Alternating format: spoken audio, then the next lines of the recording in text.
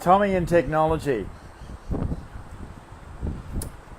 All of the people I worked with in the IT industry would know that technology and me just don't get on well a lot of the time.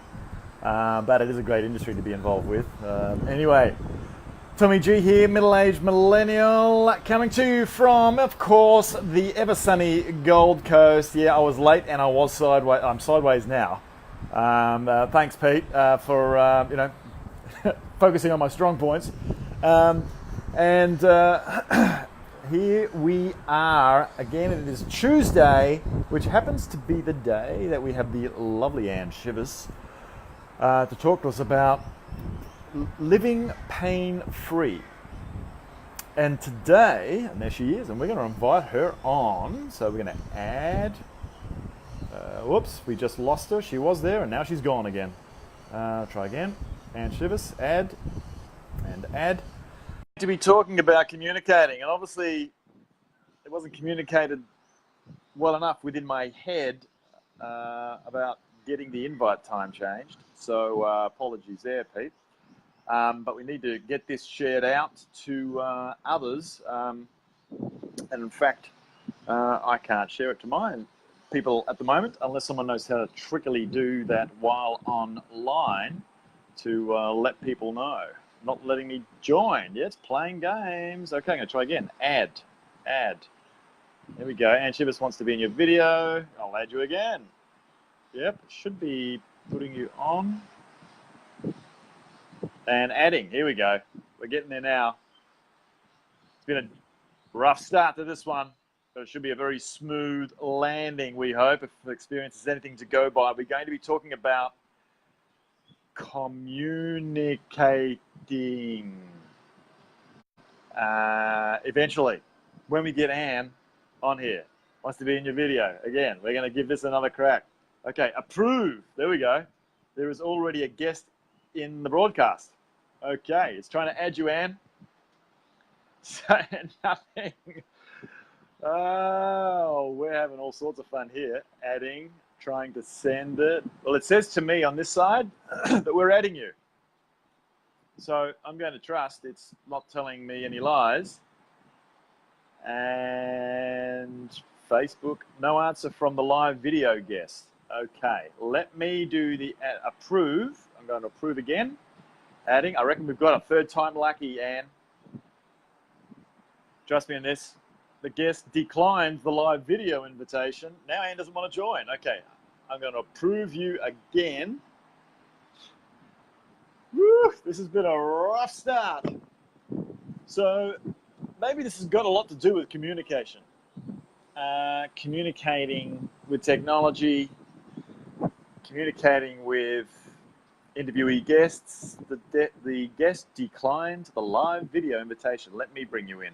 Add. We'll go this way. Add. Okay. Adding. All right. Come on, Anne. Come on in. The guest declined the live video invite. All right. I'm going to add you again, Anne. If not, I'm going to shut this down and we're going to start all over again. Connecting. Get out. Oh, my God. Yay! We always have these grand entrances with you. What's going on with that? Yeah, I don't know. Gosh, what the hell? Yeah. Facebook changed something. Oh my God. Yeah, like they usually do. They go and screw stuff up. But what's his name? Mr. Zuckerberg likes to Zuckerberg. Maybe he doesn't. Whatever. Maybe he doesn't like what we speak about. Oh, pain. Yeah. Huh. That's becoming painful. So it's weird. I was connected to you, and then I could hear two of you, like the whole echoing thing. Right. Oh, and then I shut down my Facebook and came back on. So okay. I guess. All right. I guess we're good. Sweet. And I just shared that out. Your video has way better quality than mine. Well, I have a new phone. Yeah. Yeah, I like it. It's a good video quality. Oh. And I'm on quiet mode, so I can't see Peter today. Oh yeah, because you can flick your finger across the screen and it comes on. It won't let me. What? It says you're in quiet mode. Yeah. Holy cow! And we've got Mr. Grasso watching as well, just to let you know. Yeah. So the big BG has joined, and the Rouster is on. I'm removing all technology from home before you come. We have rules. That would be to me. Right. Okay. Thanks, Pete. I'll bring my own anyway. But I'd love to see yours. Thanks for that. I thought you might just be sort of like EMF conscious or something, so that we don't get over EMF'd while we're in your humble abode. Uh-oh. Mr. Brian Grasso has a question. This is going to be good. I have the live feed. I'm looking here because I can see it on my laptop right here. Just I FYI. have a question. What's your question? You want it? All right. I know exactly what he's doing right now. He's quoting a movie. Uh-oh. Yep. Say your question, BG. I know it. It's a movie. Yeah. Right. Come on, BG. What is it? Far away. This is going to be. I know he's going to play here. I know what he's going to. He's playing with us. How awesome am I? Is this like on a scale of 1 to 10? Can we 1 to 10 scale him? I'll give him a number. I don't think you can put him in the 10 scale. I don't think. No, I'm going to give him a number. I'm going to give him a number, and he's going to laugh at this. Oh. BG, you're 17. Oh, you're 17. Wow. Putting that one on yourself, too. Holy pepperoni. 17. She's got that on you, too, BG. Right, okay. Oh, Peter Rouse is probably wondering what the fuck is going on here. Yeah. 1 out of 10. 17, BG. Come on. No, he's saying 1 to 10. 1 to 10. 17. Yeah, what am I going to be? Diplomatic? I'll give you a 10. All right, you happy now? So, all right, and communication. Yeah. Because we communicated so effectively to get like a -10 then for that response. Right. You just got it's a Canadian thing. Which part, man? Oh, what? Oh, the 17. The 17 is actually an inside joke, but yeah, because we're so nice, right, Peter? Like this is that what like 420? No, no. Well, you're not the 420. Yes, I know. Yeah, right. Okay. We're not high all the time, and cool. Thanks, BG. Yeah. Hey, Peter Roos, while you're here, I have a question for him live. Is there a gene that I can better express to make myself warmer in -27 winter? This is what I want to know. I was thinking about this today, and I'm like, I need to ask Peter Roos this. Levi's. Levi's. Well, what? You got a better gene, right? Oh, gee. Yeah, okay. All right. Oh, that was big. Okay, fine. Position number 17, really? Peter, I don't know. Is that like a metaphor, or is that some sort of book you've got that we're maybe going to have a look at when we come to your place? I don't know. Yeah, I'm lost. I must have said something that I don't know what I maybe said. Okay, could be some secret talk. Okay, so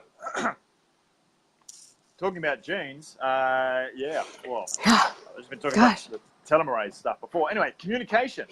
That's a great job here. Sorry. one hell of an intro. Let's communicate about communicating. All right. Communication and pain. Yeah. Oh, add the salmon gene. What? Add the salmon gene like the potatoes. Whoa. Pete, are you smoking some of that stuff over there in NZ, man? Was it the 420? Should we invite Peter live today? Because I feel like he has stuff to say. Yeah. I reckon we had a three-way bring-in here thing that you can have. I think FB still only does 2 people. Oh, yeah, right. Maybe. Yeah, I'm not sure. Due to tomatoes. That's a ugly tomato I'm conjuring up. I don't know. Whoa. Dude, you've got my brain thinking on that one. Communication and pain. Right. Man, okay. Yes. Are they linked? How is that possible? Gosh. Well, okay. I was thinking about where to start this. Okay. And I wanted to start it off with a good story that I had, actually. So I used to... Sorry. What? They did add salmon genes to tomatoes to prevent crop loss in frosts. Oh. Only Peter... There is your answer. Only Peter Rouse would know that. This is actually, I was like, for sure he has an answer for me. Dude, okay, crazy. So eat salmon is the answer to stay warm. Eat salmon. I'm eating salmon I do, but I don't feel warmer. I don't know. Anyway. Well, it takes a while to switch on a gene as much as required. You might have to knock down a Okay, but like, what's the amount? now that we're on this topic, what's the amount? I feel like every Canadian needs to hear this, so all my buddies will be tuning into this for sure. Peter, educate us. And then I'm going to, while he's educating us, so yeah, actually, you know, I used to work with some people from Cirque du Soleil. And Cirque du Soleil is like... very fancy circus, very Art Nouveau. Yeah, but it's with people, right? It's not like your typical animal circus for people who've been to the shows. You've insert the gene. Okay. CRISPR-Cas9 stuff. That's getting scary. Okay. Yeah, Gene splicing. There's a business there for you in Canada there, Peter. It's huge in China. Everyone will be signing up. Okay. All right. So yeah, you know, I was working with some athletes from Cirque du Soleil, and funnily enough, like they get placed. What happens is they have one performance, and then they kind of travel with that performance, right? So the cool part is they get to travel, but they're from all over the world. So I ended up having a couple Russian clients who actually didn't speak very good English or French. So yeah, exactly. Yeah, you could have probably helped me out. But anyway, so Peter knows some Russian. All right, sorry, go on. Probably. So, you know, the funny thing is when they would come in, they would point to their pain, right? Because like, how else do you really communicate it? You know, they just be like, here, here, here, here, and so on. And it's kind of like, gosh, like, how am I going to work with these guys? You know, they have pain, but I can't really ask them to define it, for more information, and so on. So I remember, gosh, I wish I remember the word. I learned the word demonstrate to me in Russian, or I had like one person, you know, translating. And the funny thing was the guy who I was treating at the time was a contortionist. So he could bend his body into a box, basically, and stick himself into a box and then come out and be perfectly human again. Wow. I mean, osteo and a contortionist. Yeah, he was a super bendy person. That must have been, yeah. The most bendy person I've ever met in my life. And I don't even know if I want to call it flexibility. He had just trained himself to do this over time. I don't know how flexible he was in his before he started training for this. Anyway, this was his like go-to thing. Obviously a very good gymnast, and Peter speaks Russian. There you go. What does that mean? So you know, yeah. This is exactly what I thought I'd start off with, because I was like, I wonder how many, you know, it was just kind of one of those stories where I had the opportunity to work with someone when we didn't speak the same language, right? So that was step one. And then when he started demonstrating things, I was like, oh, I kind of get what you do. You put yourself in a box. Like it was really random, but okay, I get what you do. Like nice demonstration. That was fantastic. Did he kind of like UPS deliver himself to you or something? He could have. Yeah. Okay. He definitely could have. So, you know, I was like, what actually he did to demonstrate was put himself in a perfect circle and roll down the hallway with like momentum. Like he was. Wow. Yeah. And I was so impressed. I was like, wow, this is amazing. That's crazy. Yeah. Okay. So, so the demonstration was perfect to explain perhaps why he had pain where he had pain. But the interesting thing is I started to work with more people on his team, and they actually did speak English, right?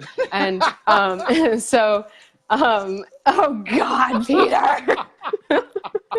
Hey, look, I'm glad he's pointing the gun at you this time. That's a yeah, change. he's picking on me today. Yeah, all right. Peter, you don't want to start with me.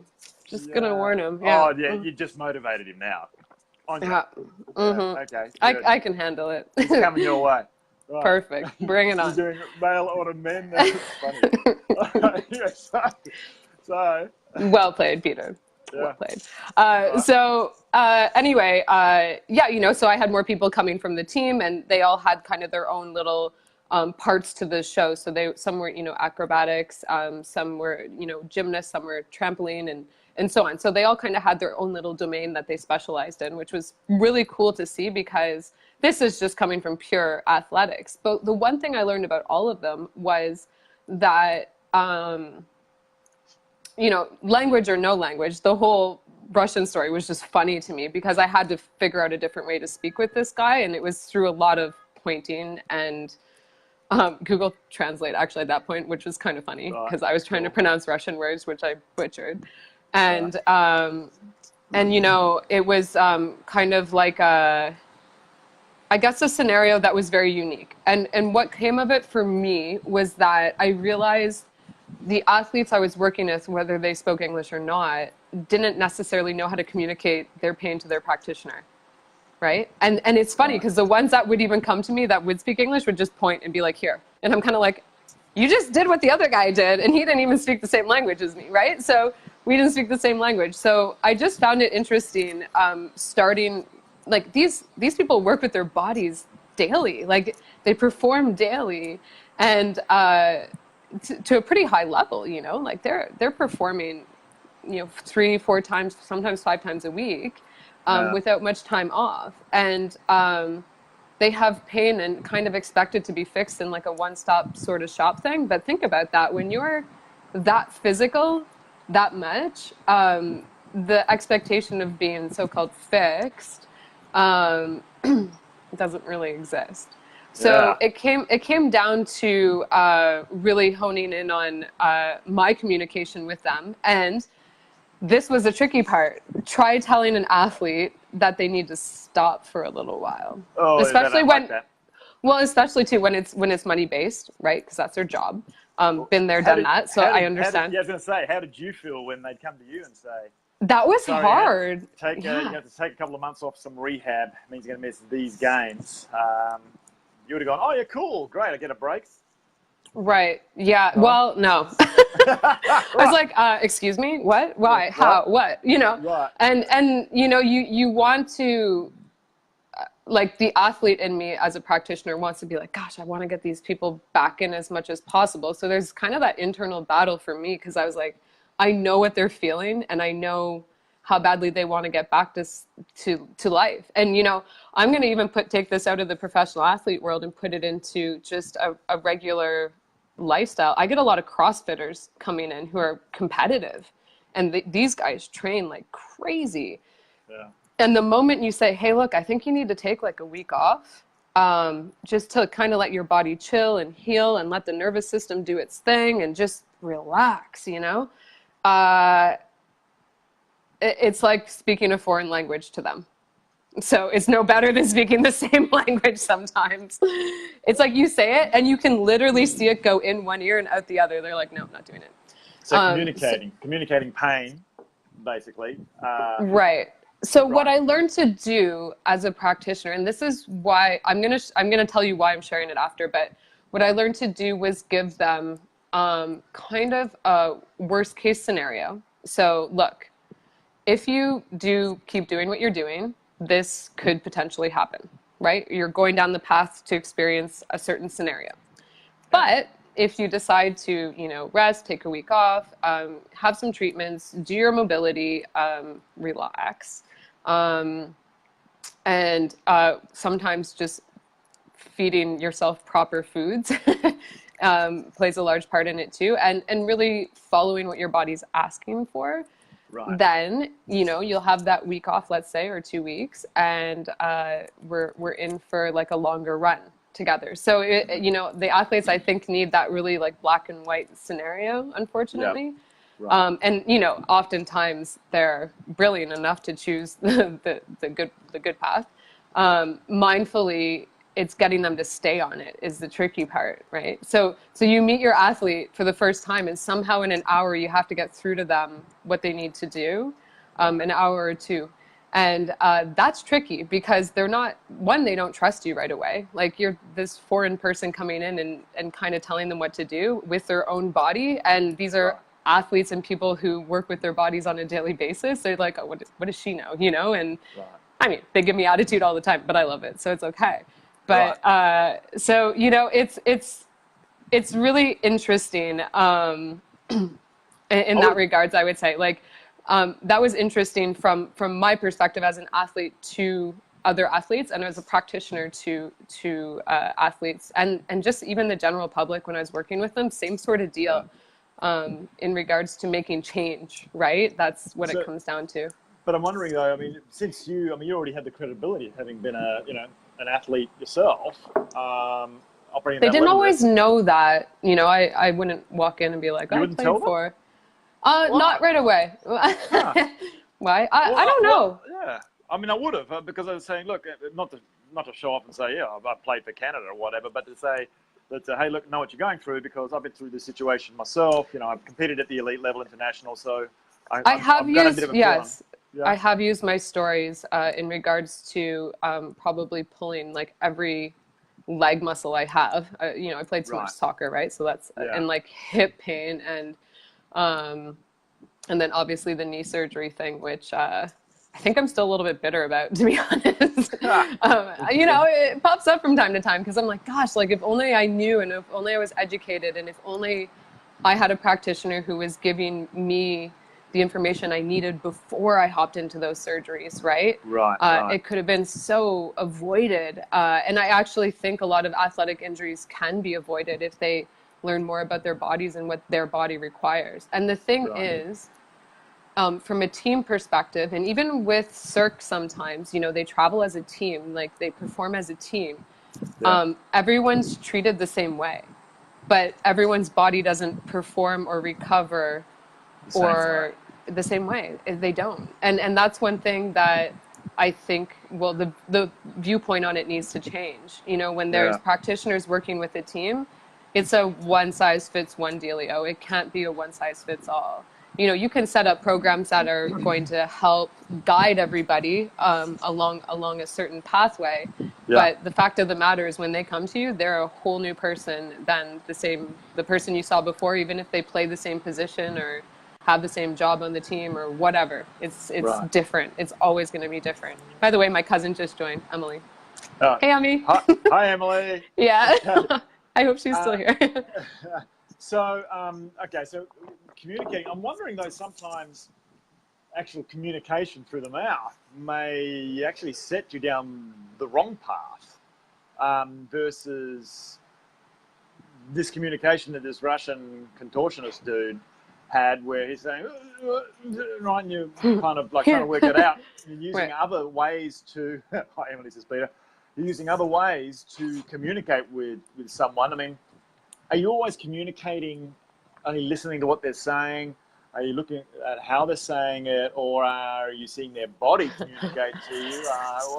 There's many different non-verbal I think I've said this communication. before. Yeah, well, that's funny. Like, you can get, I think even Peter said this before, you can get an energy off someone when they walk into the room. Like, if you work with people on a daily basis, like, and it's the same that we've said before, it's like you can cut the tension with a knife. Like, someone walks in and you look at their facial expressions and how their posture is, you can kind of get a pretty good feel for how their day's going. If they're limping or not, like talking about a major injury or something, you can kind of get a feel for their energy level and what's going on. So there's constant, I guess, observation going on. And then obviously, you palpate by like touching the client and asking and things like this and obviously running, some tests, like muscle testing and seeing range of motion and things like that. But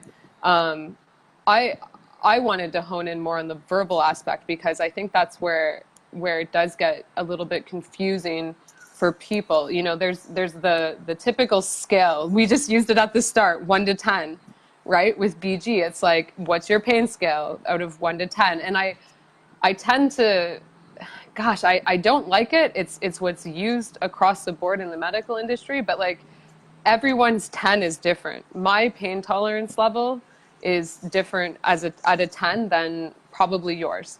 I'm not saying that's good or bad, but mine would be 1. like, mine would be 10. Yours would be 1.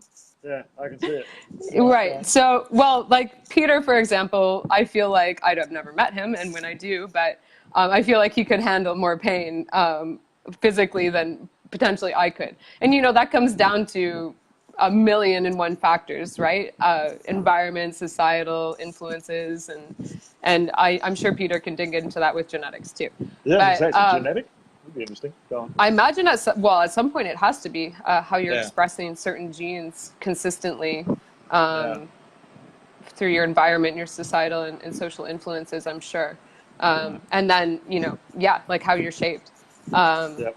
Right. So, yeah. Or if So, you're a Guardian, for example, in like a PH360 with their 6 health types, the Guardians are the ones that can take most of the brunt, yeah, and they'll be there to Guardian the whole yeah. team, be on the point, I be on the think, front. yeah, for me, it was just like, a 10 can't compare to someone else's 10. But then when you take the one size fits all approach, their 10 can certainly compare back to their 10, right? Right. So you just kind of have to, like, for me, what I always liked doing was writing down really detailed notes of what their 10 felt like. And then, giving them that feedback. Okay, last time you described this, this, and this. Do you still have that pain? Or, Right. And you had this range of motion. Let's see how it is now. And so on. Sorry, just have a note. There we go. Yes, sir. Genes that can reflect pain tolerance and inflammation. Ah, interesting. Right. Okay. For sure there Switch are. those. It'd be interesting to see how you can switch those ones on and off, Pete. Right. But so then communicating. Go on.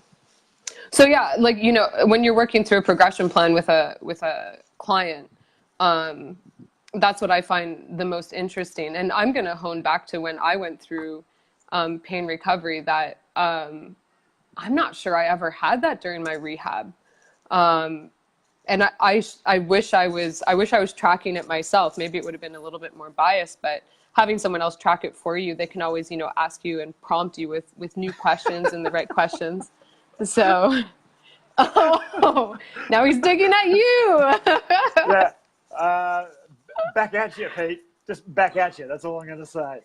Feel the love. The feeling's mutual, honey. But communicating is funny, because when you talk about communication and pain, it is such a, I don't know, is esoteric the right word? To make that, you do it, you're doing a relative, what is your pain? You don't know what someone's pain score is relative to you. You can only use it as an index as to, this is the baseline, we'll start at 7.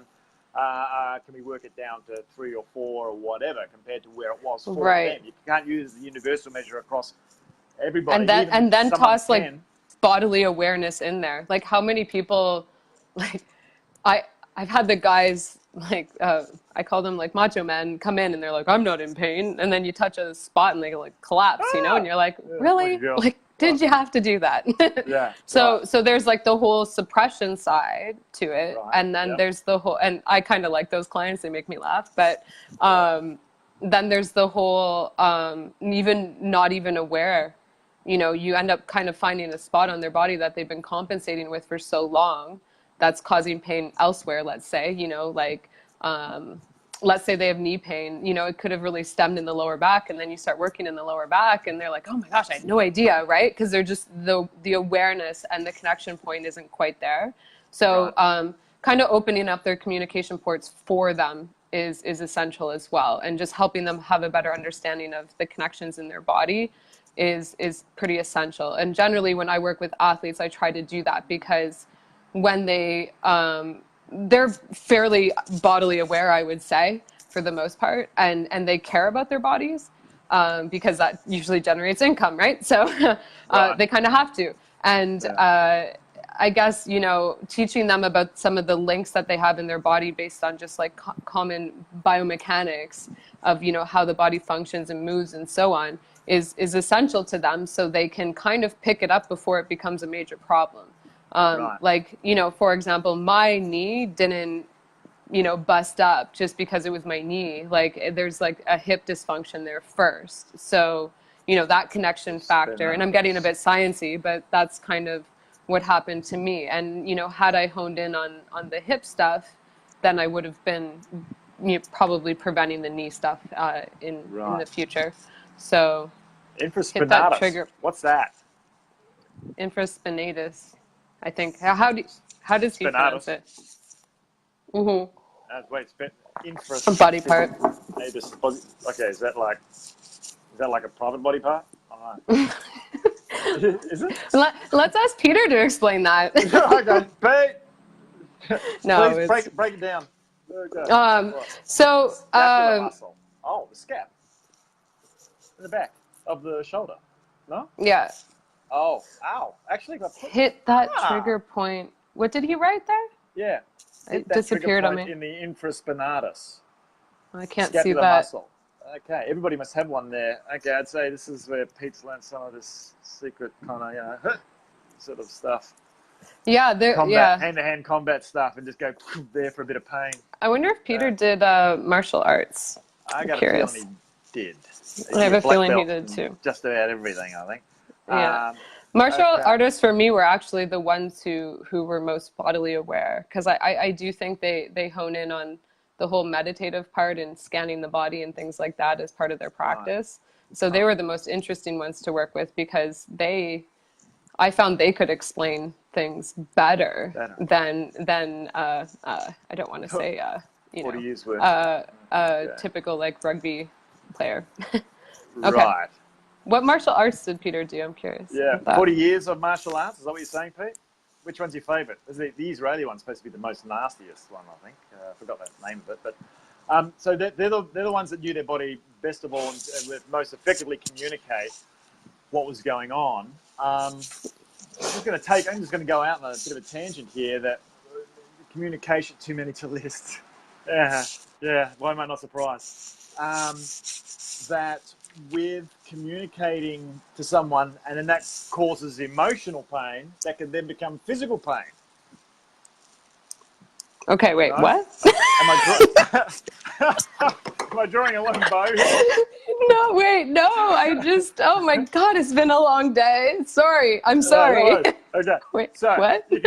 Just in communicating, people could be having an argument, right? And okay. then they have an argument, and that creates emotional pain. Right. Are we talking like a one-time argument, or are we talking about a series of long-term arguments? We could take that and say the feeling chronic arguing. Chronic arguing. Okay, we're coming up with a new term. Chronic arguing. Yeah. Like I would say, like those things don't happen overnight, right? Like True. I always kind of giggle at the client who comes in and they're like, "Anne, I just slept weird," and I'm like, "Really?" Like I don't want to say we joke about it, because people often think, "Oh, I just slept weird, so I woke up and I just woke up with this like neck pain and lower back pain," and it's like, well, no, like this has been happening for ages, and now it's just tending to pop up on you and send you a message. It just doesn't appear from sleeping. So I don't know where that whole I slept weird thing came from. I don't know who invented that, but I would love to veto that. But anyway, so getting back into it, like if people are constantly in a stressed state of emotionally, let's say, or I don't even want to say the word emotion, or even intensity, right? Because, we were chatting about athletes before, but so if they're constantly in an intense state or an emotional state, that's really intense for them, which again is not the same for everybody. It's going to shape their bodily tissues in a certain way and shape their nervous system in a certain way that eventually they'll have a reaction out of that. So that could be a trigger point. Could be a trigger point of a different description. I mean, it could be a trigger point of some trigger that somebody's got emotionally. Someone's hit that trigger, and that is set off because that's chronically been there for a long time and part of their legacy, upbringing, however it happened to them, right? I worked with an athlete that connects to a physical pain. Right. Physical pain, right? And then I worked with an athlete who would. They wake up that morning and they go, "I slept weird." Yeah, I slept weird. Right? No, you didn't. And it's all come from fucking mum and dad did this to me how many years ago, and I've got this physical pain. Well, actually, it's not. That's not what's causing it, kind of thing. So it's funny. So communication, once again. Yeah. Not to say I've got a problem, but communication actually kicking something off. It triggered. Sorry, I was cutting you off. I didn't mean to. I got excited. Huh? I was. What did you say? Stop interrupting, Anne. I'm so sorry. I'm so sorry. I got a great book for you. You should read. Anyway, go on. What's it called? Stop interrupting? No, it starts with T, but it's pronounced D. Ah, okay. I got you. Tom, I think Tommy needs to talk about some problems he's having. Do you? Yeah. Well, maybe after this FB Live. Okay. I know where he's going with this, right? So, motion stress can disrupt breathing patterns. Okay, thanks for changing direction. Actually, I had a client who I really enjoyed working with, and she actually developed a habit of vomiting before every game she would play. Based on being so nervous, she would lose her food, which ended up being an interesting story behind it because, you know, at first she's just like, oh, I always just feel like I need to throw up. Okay, cool. Sorry, guys, we're talking about vomit. This is happening. Yeah, so, and you know, it actually would lead to digestive disruptions as well, but we'll just stick with the word vomit today. So, you know, she was just, yeah, yeah. So the fact of the matter is, fact of the matter, Pete, I gotta break that habit. I don't like that word. Fact of the matter. But fact of the matter, I sound, yeah. So what was happening with her is, was that, who's George McFly? I think he came from the Back to the Future, wasn't it? Back to the Future guy with the white hair. Anyway, go on. Is that you or me? I think it was. Chances are it's me. He's better than me, I'm sure. Okay. I'm gonna start crying. It's all right. Go on. Oh. So yeah, you know what was happening was when I looked at her body and assessed her body before a game, an hour before a game, and then I ended up sitting in her locker room just as an observer, and I listened to they had specialty coaches, and I'm not going to say what sport this is because I don't want to really give the person away, but they had specialty coaches for certain positions on the team. So this particular coach would come over and basically tell her, and excuse my language, don't fuck it up. Right. Right? And like the look on her face was like terror. Okay, you know, I can't mess it up. And right then and there, posture change, facial change, expression change. And I'm kind of like, I wonder how long this has been happening for. So, you know, 4 years time of being told, let's say on average twice a week, not to mess it up.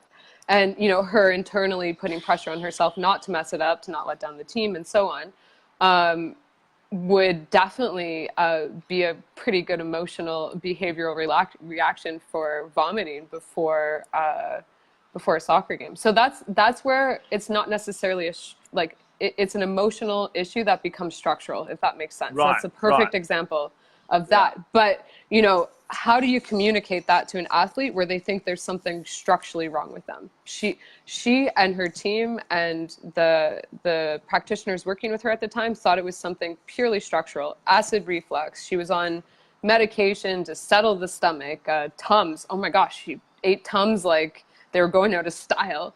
Tums? And Tums is like an anti-acid reflux pill. Oh. I guess like they're kind of like an over-the-counter regular drug, I think. Some sort. Yeah. There's probably a Australian version of that. I don't know what it is, but so yeah, it's funny because like, you know, everything is somewhat either emotional first that becomes structural, or structural first and it can become emotional too. Because look at it on the other point of view. And when your body's trying to communicate with yourself, if you ignore structural pain for so long, then it kind of can start to play with your head a little bit too, right? You know, if you're constantly waking up with migraines and headaches and neck pain daily, it can drain you, like emotionally. So it kind of goes both ways. You get anxious about it, and then it becomes that spiral. Yeah, and 1980s calling. Yeah, it's an old... That one's for you. So, but okay. Where were we? So that was my message, because today I was like, okay, yeah, there's the practitioner client communication for sure, and there's a client to practitioner communication, but then it's the practitioner teaching and educating and helping the client apply what they've learned about their own body through a rehab process or through a process of becoming pain-free to further avoid it in the future. And that's massive. I don't, there's all these tests people do, and there's, people digging into the science, and artificial intelligence is huge right now. It's like the next biggest trend coming out in health for sure. And I think it's great. And, I'm testing out stuff myself. Did you just burp, Anne? Yes. Did you just burp? It was a silent. What is my show coming to? I don't know. It was the tea. It was the tea. It was the tea. Oh my gosh. Okay. I'm sorry. Burp tea. It wasn't loud. Tea. It wasn't loud. I need to breathe. So, gosh, where was I? You're burping your tea. No. We are not talking. Okay. What do you think Peter. about Peter's like, you need Tums. Sorry. Artificial intelligence. There's so much artificial intelligence coming out in regards to, testing your body for this and learning about your macros and how much you should eat and what's living in your microbiome and how much sleep you need. And I think all of that is fantastic. And I think you and I are slowly starting to learn that every artificial intelligence company is going to have a different result based on what data they're collecting from who and what part of the world and so on. Like, there's just so much to do in that. And Cam just joined. There he is. Love it, team. Cam and Peter are both on the same call. PhD to PhD, let alone everything else. And, true. Yeah. They got to meet each other at some point. Yeah, we're going to do that. One's dietetics, which is Cam, dietetics and physiology, I think, Cam. And then I think Pete's physiology and geneticist as well, genetics. Anyway, you guys can. They're like they're a match made in heaven, those two. Oh, they are. I could imagine them on the sideline together. Okay, so sorry, Anne, before I interrupted. So Peter said AI doesn't exist, like the artificial intelligence of like collecting data and breaking it down and getting your data. We still need a lot more data, I think. Yeah, and I mean, I guess they're getting there, and I guess it's getting better, and people are doing all these tests, and there's all these biohackers out there sharing their information, and I think people have improved in regards to learning about their health and their body, but I would say it really comes down to the basis of knowing your body. Actually, I'm happy Cam's on here because what he does gives you kind of that round off basis of who you are as a person and how you're built and how you can express yourself, which is pretty interesting. And that's actually what I like to work with, is the basis of how did they get to be in so much pain in the first place, and how can we take the steps back based on who they are as a person, who they are as an athlete, what gender they are. It comes down to really who they are in that 1v1 scenario and working with their pain going backwards to become pain-free. So I don't really know. Algorithms is not AI. Interesting. Yeah. So I get so maybe I'm confused then, because I get the term, I hear the term artificial intelligence in our company being used for blah, blah, blah, blah, blah, blah, blah. And then algorithms is casually slotted into that. So I'm not really sure I understand the difference or how they should be used. Algorithms may be a subset, to put it crudely, of the AI concept. So I think through AI, you would then use certain algorithms. I'm thinking, we're getting into semantic stuff that people. Peter's correcting my language. Just a pet peeve. AI is all marketing these days. Yeah, well, hell, here we go, right? And it's like the same with marketing and the food industry, and we can go jumping on this soapbox, and the pharmaceutical industry and everything else are going to fuck it all up and confuse the hell out of everybody to sell products for money and self-interest. Okay, get back off the soapbox. Peter should do a Facebook Live on his pet peeves. That would be funny. In fact, that could be the one we do, Pete, when we come over to Queenstown. Is going to include a pet peeve section. The Peter Hours pet peeve section. That's going to be a part of future. I can see this. I can see a bit of health coming on here. No, we're picking on him. Yeah. Never. No, because that would be life-threatening. Right, true. But and we're heading to his place. That'll be a long video. God, okay, we're going to make a series. It'll be a docu-series on Netflix, Pete. It's coming. Pete's Pet Peeves. The 3 Ps. All right. I love it. All I right. love it. Okay. Yeah. So, Now, I think it's interesting in regards to all the information that people can have access to, let's say, for their yeah, bodies, yeah. but they're still not necessarily understanding their body. Do you get what I mean? Like Because it's they bullshit don't. information, Well, or no, but it's not necessarily teaching them about how they hold on to, um, or how they take in certain, emotions and right, hold it in as pain. Or it's right. not necessarily teaching them how their particular structure works in Yeah, a biomechanical way. Like it's not teaching the simple functionality, in my opinion. It's digging into okay. other stuff, mind you, Stuff. which I think Right. is fantastic. Yeah. But I do think there needs to be a baseline where people hone in on, okay, I've had pain for 10 years. Instead of getting all of these tests done, Right. what can I learn about myself first as a baseline, which, Cam does as well, which is pretty cool. And, Right. and then start to dig into different layers. I almost think people are really gung ho on getting, a million and one things done without necessarily stepping back and just assessing their lifestyle. Really. Right. Okay. So you're saying it's in lifestyle, but I guess to get that connection. Well, this is the thing. You've got a lot of this health kind of like toys, and it's interesting. And Pete, you relate to this just recently, and talking about telomeres, for example. And you've got companies that do testing, and then there's companies that do testing.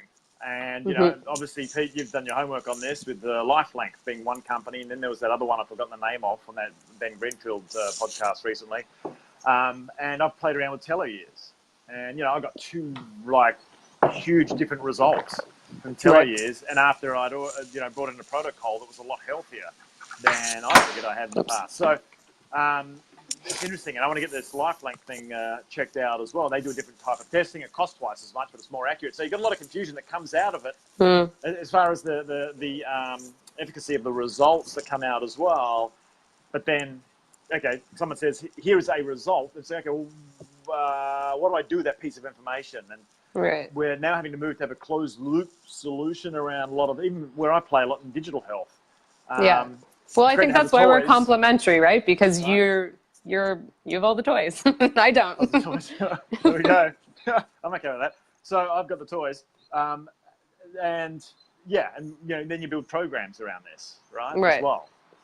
Well, yeah. that's I guess where the coaching comes into, and I don't like to use the word coach. Like I like to guide people and share my examples and Right. not like, gosh, like not put them into a program that kind of is for everyone. Like I feel like there should be information One given to size them doesn't fit where all. they can use it for themselves and be critical in regards to their body and what they need, not a one-off sort of thing like, hey, do this program and learn how do this movement and you'll be fine for the rest of your life kind of thing. It's like, no, like it might not work for everyone, right? So Right. maybe it will, maybe it won't. We don't know. So I guess it's just what I'm doing right now is creating something, a program that just teaches the basics of how the body holds on to pain and how Okay. I view it actually and experiences that I've had with clients. So people can take the stories and take the system and apply it to themselves.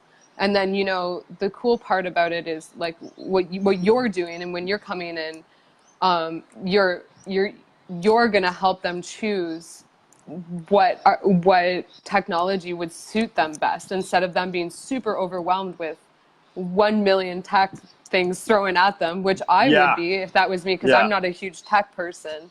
Right. So yeah, I mean, I don't know. Exactly. I mean, because I want to use the toys. I mean, like telemetry on racing cars is so advanced and sophisticated, and how the hell have we not done that for our own bodies years ago? So, working with companies like, in fact, which Cam's involved with, which is PH or Personal Health 360 .me. And anybody watching this, if you want to get an little bit of extra discount, I can probably help you out. Sort of like Pete's talking about telomeres here, and we've obviously got some sort of deal hopefully we can do there as well on some of the stuff that he plays with. But using some of the technology to analyze and monitor some stuff. In PH360, it's a big database with whole lot of AI sort of attached into it, or smart computing stuff, let's just call it, for the layperson, to be able to analyze, your DNA and reverse engineering that from your phenotype. Right. Which is obviously a whole lot of measures to go in with that. I'm sure Peter's got an opinion as a geneticist on this as well.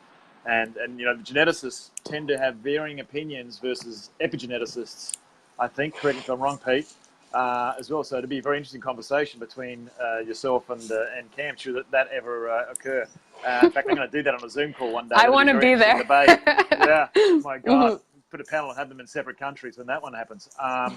So, like Australia and New Zealand, so where they both respectively live. But bring all those things together to help coach someone from, okay, we've analysed you're here.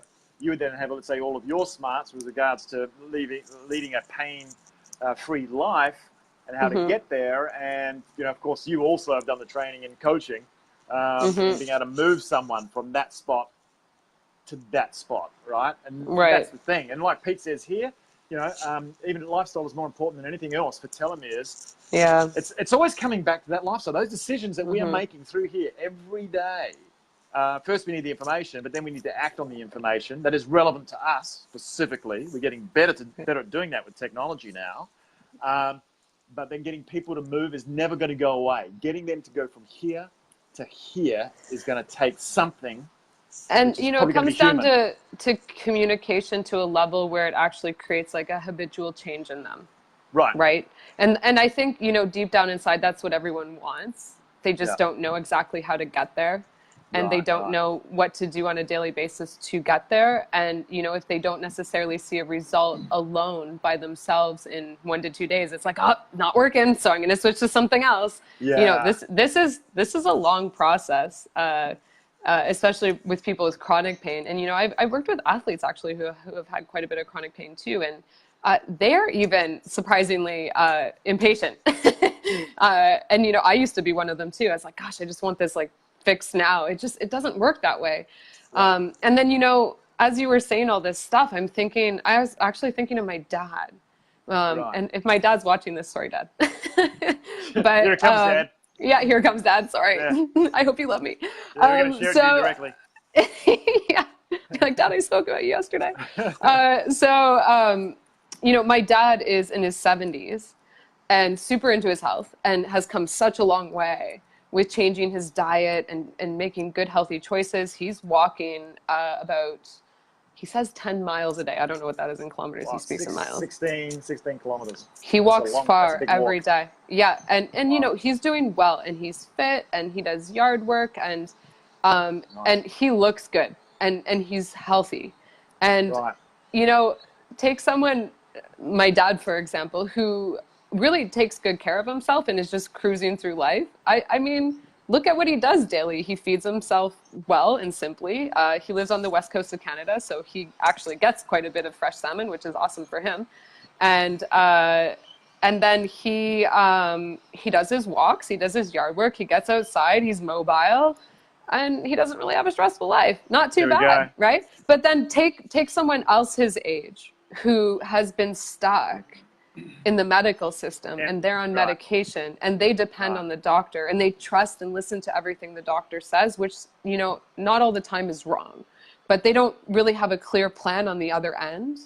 And they think that they have to be on this. Yeah. Well, they think they have to be on this medication forever. Right. And I'm just kind of like, when you're ingesting something like that, you should be really aware of what it's doing on your insides. And, I often ask people, well, are you aware of what's happening on the inside when you're taking, like a narcotic for this long? Oh, yeah, I might get addicted. Maybe. Right. Yeah. So, it's kind of maybe a little bit more of an old school way of thinking. I would say that people now are starting to question more, what they're taking and looking it up, and the internet's a wonderful thing, but still then again, people think they might die from something, it can give you tons of information and wrong information as well. But the fact of the matter comes down to educating yourself on what to do best. And, my dad is a perfect example of that. I would love to get him on here just speaking about his I don't know if he would do it. I can ask him. He probably wouldn't. He'd be like, what the hell is this? What is this thing? What is this thing? Yeah. Well, awesome. I mean, he's leading a blue zone type life, right? The guy He is. brought up, lives on a farm. It's all clean. He's getting around constantly, 16 kilometers or 10 miles a day, which part of the world you come from.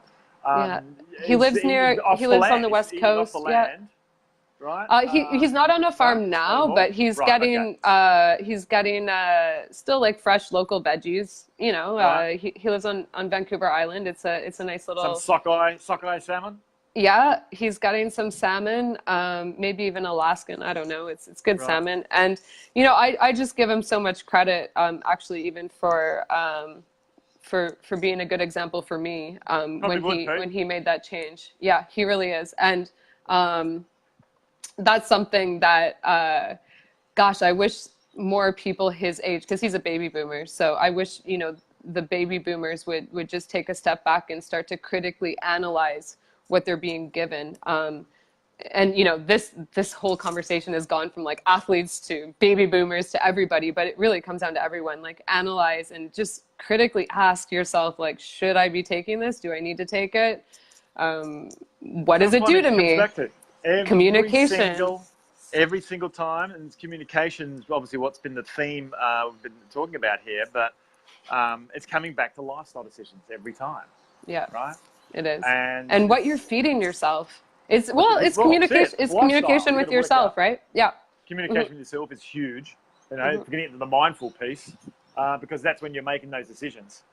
On, well, you don't know what you don't know, fair enough. But then if you know, then you have a responsibility to communicate with yourself more purposefully.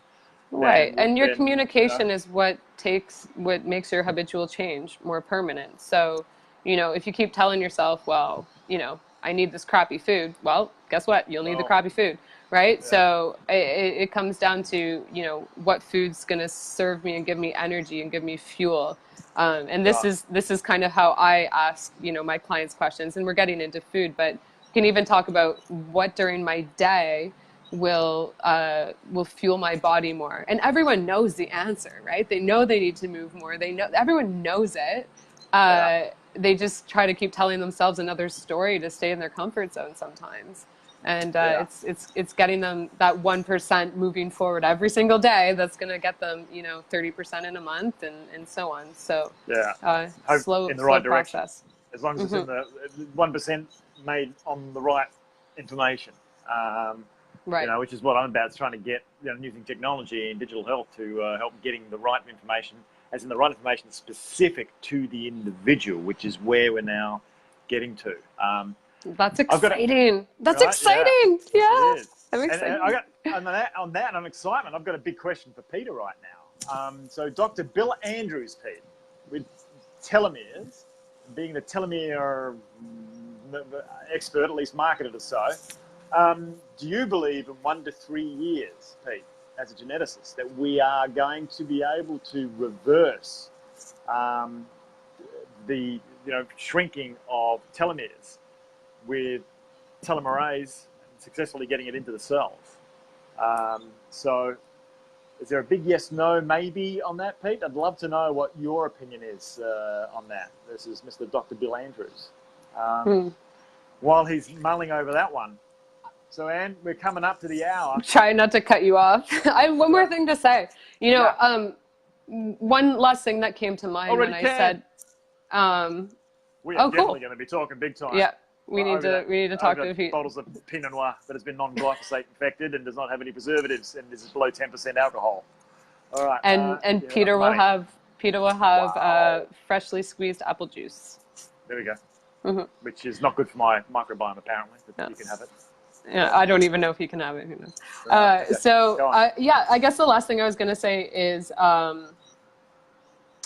you know, coming back to obviously working with athletes, coming back to the whole communication thing and that 1% better every day, it's massive. And I've seen and worked with many people, like the general public, let's say, but I've also worked with many athletes who perform at quite a high level and still feel empty inside, if that makes sense. Right. They don't feel satisfied with how far they've gotten. They don't feel stable in their life. They feel like they need to work harder. They feel like they still need to get to the next level. It's a constant battle versus They're themselves they're pushing their bodies to the all limits. the time. Right. And, I wonder how many people do this on a daily basis, even just with work, life, whatever, and that, in my opinion, is the biggest communicator for yourself, and hone in and recognize, are you overdoing it? That's listening to Yeah. your body. Yeah. Right. And telling yourself to slow down. Yep. Yeah. And actually, that's a big message to me. Right. Because was there many times, and you just crash at some point. I had a massive crash, and it wasn't even from sport. It was from overworking, and just from just like a mental fatigue and a body fatigue. I just totally crashed, and even to this day, like I would say, still on a little bit of a recovery there. As we know, because my meditation birds aren't very high yet. Yeah, we're getting a few rocking in. We're getting a few game birds. Enough to rock into your head. Less stormy, just saying. Less stormy? Mm-hmm. Oh, all right. Well, okay, we can do the calm check then as well. How many minutes are getting on the calm on the news? I'll share that next week. Okay. You got another week to improve. Yeah, I do. So just one question then. I mean, with that, listening to your body, okay, and let's say you've got an athlete that is listening and is in pain, but they're performing, they're doing well, or they're improving. They've got pain, but they're not listening. What's driving this destructive behavior in a way? Probably a story that they've been telling themselves for a long time. And, the story could be anything. Like, I'm not good enough. I'll never be good enough. Or I need to do better. It's usually like a self-worth, self-love, competitiveness. And, those things obviously can be really good and serving, but at the same time, they can play a pretty negative role in life too. So, I tend to learn about the athletes and people I work with when I start learning about, how they were raised and where, and kind of what their childhood was like, and it shapes them, right? So you just kind of tend to learn a little bit about someone by asking questions. And in my opinion, that's what a good practitioner does. They take a learning opportunity, I guess, in any scenario by asking questions. So that's interesting, because if you think about it then, communication that they had, let's say in their younger years, and the environment that they were in with family, friends and whatever, a lot of communication is going to go on, which is going to program and influence them. Mm-hmm. And that's going to create something that then has this situation where you've got someone that doesn't have a high opinion of themselves, and to prove it, they go and excel, and they find something they can do, and they're getting recognition for it, and that's kind of filling a kind of a void, and they're getting on the crack of that experience, but their body is starting to break down as a result. And they're going, continue though, emotionally, no, I don't want to stop. Right? It's all habitual, right? And it's habitual, and I want more of that emotional recognition, the crack, to make myself feel better about myself or achieve. And that's as a child, but wait until they start, making money off of it and start living a lifestyle around it. It continues chronic. And it builds. Yes, it does. And it becomes chronic, right? And then it becomes physical pain. What do you know? Then they're knocking on your door and they're saying, "Hey, I've got this pain." Yeah. Right. It's true. And I'm like, and then you've got to use communication to help fix it. To backtrack, yeah. And I don't want to be that broken record of, there's no quick fix, because everyone's saying it, and I think everyone's heard it at this point. It took you 15 to 20 years to get here. It's going to take you, maybe not that long, but it's going to take you a bit of time to get back. It will, but there's always a pathway back. Always, yeah. No matter what. And, even when I get the people that have hit the dead end, they're like, I've been to everyone, I don't know, like with that attitude. And I was like, okay, great, cool. Let's go back down that road. Can't wait. And those are the people that I love working with and love seeing them progress. So that's cool. Time to make change. It's a good place to land this as well. So then if people want to be able to do some of that with you, you've still got this, you got this program that's launching. Yeah, I Yes, gotta no? get. Yes, I do. Okay, so I'm Just launching. checking. Yes, sorry, I was supposed to Sorry. get the info on that. My bad. All Um, right. I'm clearly not the one in the background doing the work on it. Right. But anyway, yeah, I'm going to be launching. How about this? If they follow me on Facebook, they'll see when the program's launching. Okay. It's in March. I'm going to take Okay. on a small group of people, Yep. and we're going to do some online work, Yep. and it's going to be a 12-week progression program where people can really dig into understanding their bodily pains and starting that journey for themselves. So, Okay. and it's kind of cool because one thing I've been honing in on that I was a little bit iffy about. People are a little bit tense to share their stories sometimes. And, oftentimes, like we, as a group, we tend to speak about that stuff. But when you speak about it to someone else and you hear someone else's story and you get their feedback and you're open to sharing, sometimes you realize life ain't so bad after all, right? Like Right. Right. it creates a nice little community and a support group, which I think will really elevate Yeah. people to when they move forward. And so, that was actually a question I got last week was like, can I just do it alone with you? And I was like, we could, but I think you'll get so much more out of doing the group stuff. And there is one-on-one stuff in this group too, but when we do the group progressions together, that's pretty epic. You're with your own little team in there, and that's awesome. Well, So you got a community that's supporting each other. Just for a bit of a self plug, of course, I've got the Heal.me community that kicked off as well, right? For a similar reason, concept. Well, I joined that because I was overwhelmed by tech. I was just like, there's too much tech. There's too that's much. why you joined. Yeah. You just joined because you kind of, just like me or something, But anyway, okay, because of the tech. You just want me for the information. Fine. I do. Okay. Pete even joined. I don't know what Pete needs. Maybe a community. I don't know. But look, it's a great way, isn't it? I mean, to bring people and have your own kind of, tribe. It's just bringing people together that have a similar interest that want to improve their lives from where they're at in an area. And if you okay, this appeals to me. This seems like my sort of dudettes, that I want to hang with, and we can share information. And I like it because I can give more specific information in there for those that are serious stalking you. That'd be right. I've been scoped. And just FYI, Peter, I'm such a huge apple eater, so I'm excited that there's going to be New Zealand apples when we go there. A few bucks, Pete. Your apple trees might be bare by the time we leave. Mm-hmm.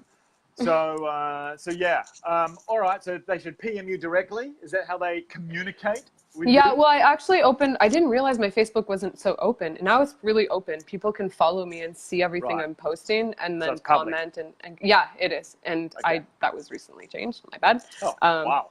Yeah, I know. I didn't realize. And then I obviously have some info popping up about that in the next couple of weeks, just for the March launch when I put some people into that group. It's going to be pretty epic. I'm excited. Careful when you go public. You get stalkers on there. Oh yeah, like Peter. Yeah, he'll probably pop on and troll me a little bit or something. Eh? Yeah. Well, that's how Peter and I fell in love to begin with.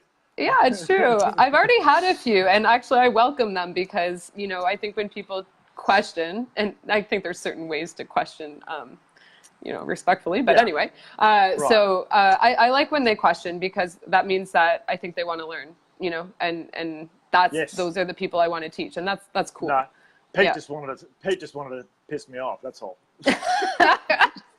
You're talking bullshit. I was like, well, expert, tell us then. We're all trying to learn here. Yeah, and now he's joining us, and I love having him. Now he's invited us to his place in Queensland, in Queenstown. What are you talking? I mean, it's in Queensland. Sorry, Pete, it was Australia.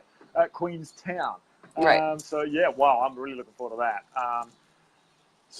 All right. Well, I think we've landed this one. Yeah, cool. It's been great. Communication. Who would have thought? We're talking communication and then pain-free living. I mean, people, when you learn where it's all coming from, and up here and out here and whatever, then go figure.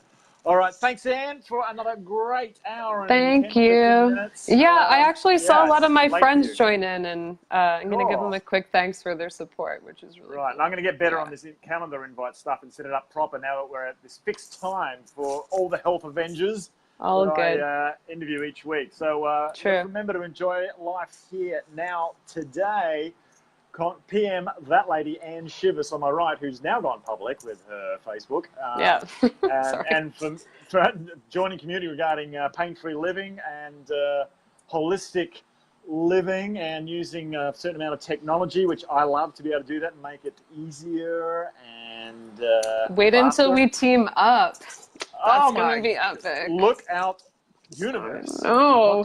Not just planet Earth. Big Right? change. And then toss Peter in there. And Unstoppable. On fire. Wow. We'll go beyond the universe. All right, guys. We'll catch you on the next one. All right. Thanks again. Check out page Position 17 on our FB page. Right, I'm going to check that out. Oh, God. Wow. Thank you. Yeah. I'm not going to say anything. All right. See you in the next one, guys. Bye.